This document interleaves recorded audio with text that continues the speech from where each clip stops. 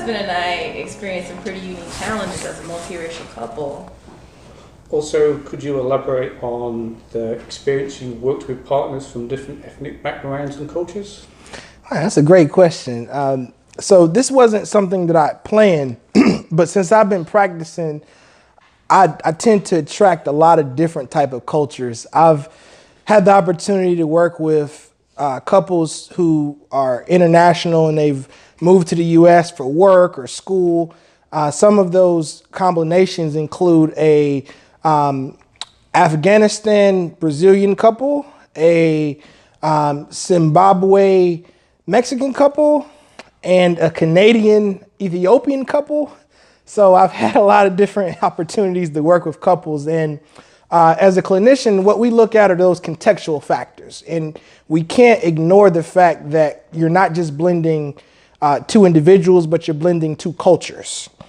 And one of the things you can gain from counseling, you could do this in the premarital phase or after you've gotten married, but I strongly suggest that you take an opportunity to lay out the differences and the similarities and compare and contrast, because they will come out like it or not. So as a marriage and family therapist, we utilize a tool called a genogram. And that genogram is going to look at 3 generations across each of you guys' families.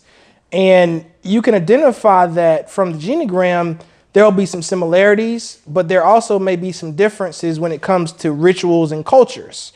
So weddings are different when you look at multiple cultures. So the premarital counseling couples tend to really take the benefit of identifying what the customs and the rituals are, because that can bleed into emotions if there's a particular ritual or custom that's not followed.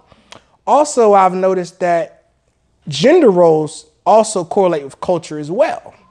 You may have a female that is very outspoken and she will like to take control, and that might be okay in American culture. However, there are some cultures that are very passive, and the woman or the male, for that matter, may not play into those natural gender roles. So in counseling, I like to just use a lot of analogies. One in particular is, imagine having a child with a Lego box, right? With different Legos. Sometimes it looks like just dumping all the Legos out, spreading them together, and then making the pieces fit.